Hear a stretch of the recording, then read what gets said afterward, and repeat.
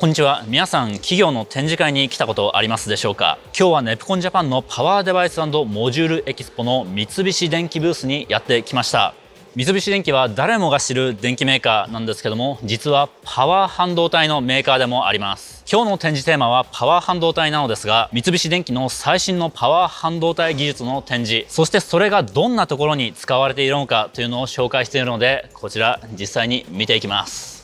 パワー半導体といってもいろいろなところに使われます。今回は XEV などの自動車にパワー半導体を使うモビリティ応用、鉄道や電力設備などのインフラにパワー半導体を使うインフラ応用、エアコンや洗濯機、冷蔵庫などにパワー半導体を使うライフ応用、そして三菱電機のパワー半導体の先端技術に焦点を当てた展示となっています。ちなみに展示ブース全体を見てみると、横の方に講演ブースがあるのですが、私一見もそこで3日間講演をやっていました。まずは今回一番注力しているモビリティの応用を見ていきます。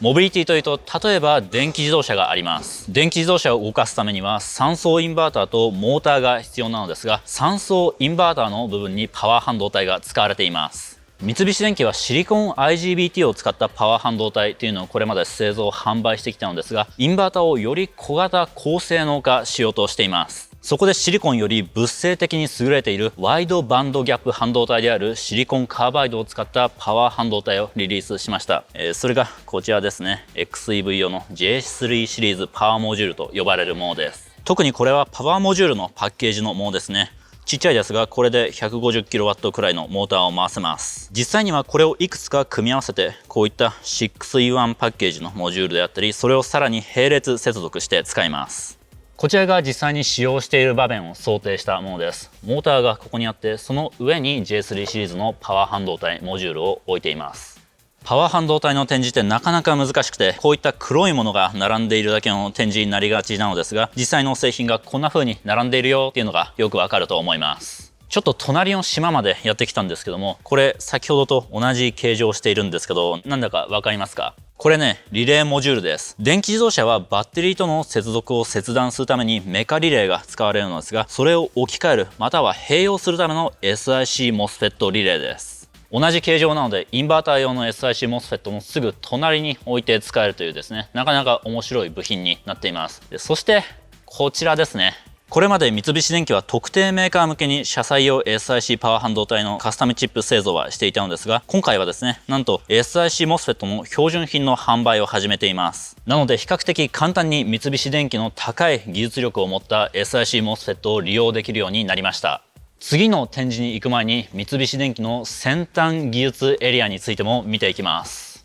まずはこちらの SiC MOSFET ですね。SiC MOSFET ですね。世代というのが実はありまして、基本的には世代が高くなればなるほど性能は高くなっていきます。こんな感じで第2世代、第3世代、第4世代という風にですね、どんどん世代が上がっています。第3世代は SiC MOSFET と同じチップの上に SiC ショットキーバリアダイオードを一緒に入れたもの。そして第4世代はトレンチゲート構造を使ったものです。そしてですね、横を見てみると、こんな感じで SiC パワー半導体に使うですね、SiC のウェハーが見えますね。これ開発中の8インチのもの、これ本物ですね。今これですね、比較的新しいものなんですけど、こちら昔の方に戻ってみるとですね、最初は結構小さい3インチのウェハーを使ってて、あんまり数が取れないものだったんですけども、どんどんウェハーが大きくなっていて、このようにですね、一つのウェハーからたくさんのチップが取れるという風になっています。先ほど SiC は第4世代まであると言いましたが、シリコン IGBT の方を見てみると、なんと第8世代まで進んでいます。コストや性能などを考えたトータルのコストパフォーマンスを考えてみると、シリコン IGBT もまだまだ現役です。こちらの画像を見てみるとなかなか難しい構造をしていますが、この構造を取り入れることで IGBT で発生する損失を少なくできます。それに加えてサージ電圧も少なくできるので、チップを薄くできて、それも損失を少なくすることに役立ちます。次はこういった先端技術を取り入れたインフラ向けのパワー半導体モジュールを見ていきます。まずはこちら、電鉄電力用のショットキーバリアダイオードを内蔵した SiC MOSFET です。電車の床下にインバーターが入っているんですけども、その部分で使われるパワーモジュールです。ここで使われている技術なんですけども、先ほどの先端技術のところで出てきた第3世代の SiC MOSFET が使われています。先ほどはメリットを紹介していなかったのですが、ショットキーバリアダイオードを内蔵することで電流密度を高くできて、トータルのチップ面積を小さくできるというメリットがあります。ショットキーバリアダイオードを内蔵していない前の世代と比べるとですね、結構損失減ってますね。てかこれよく見るとかなり減ってますね。すごいですね。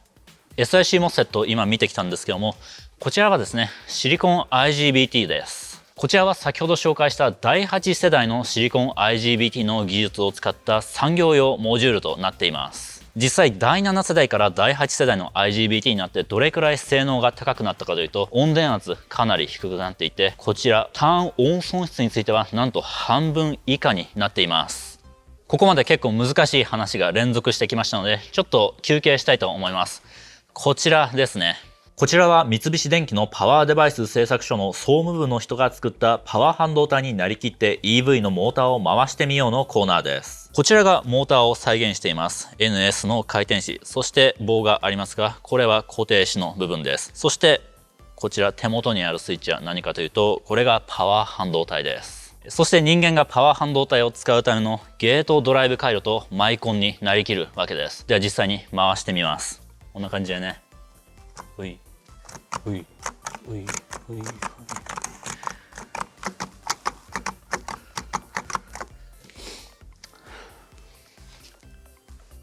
そして最後、ライフの部分です。これまでパワー半導体について話しすぎて皆さん忘れてるかもしれないんですけど、三菱電機家電も作っています。実はそこにも自社のパワー半導体を使っています。一番わかりやすいところで言うと、エアコンの霧ヶ峰ですね。こちらに室外機があるんですけども、この中のファンを回したり、あとはヒートポンプのコンプレッサーを回したりするところにパワー半導体が使われています。形状がですね、ちょっと面白くて、こちらですね、スリムディップ、もしくはですね、ディップ IPM と呼ばれるですね、ルームエアコンに使われるようなパワー半導体があります。霧ヶ峰のエアコンを使っている人はですね、こういうのも実は中に入ってるんだなっていうのをたまに思い出してみてください。というわけで今日は三菱電機のブースについて見てきました。最新のパワー半導体製品であったり、パワー半導体の技術がたくさん見られて面白かったです。皆さんが今後展示会に来る機会がありましたら、ぜひ三菱電機のブースに立ち寄ってみてください。それでは最後まで動画のご視聴ありがとうございました。動画の最後になりますが、一見チャンネルを企業の PR に活用するのはいかがでしょうか。一見では製品の宣伝、工場見学、アウトリーチ活動、人材採用への活用など幅広く対応いたします。これ以外にもお気軽にお問い合わせください。動画を作成すればその後は再生され続けて、動画が代わりに営業してくれます。やるなら早くをお勧めします。実績や詳細は概要欄にあるメールアドレス、ホームページからご連絡ください。それではご連絡お待ちしております。一見が作ったブレッドボード基板や配線済み LED 製品などの電子工作グッズを販売中です。詳しくは概要欄から。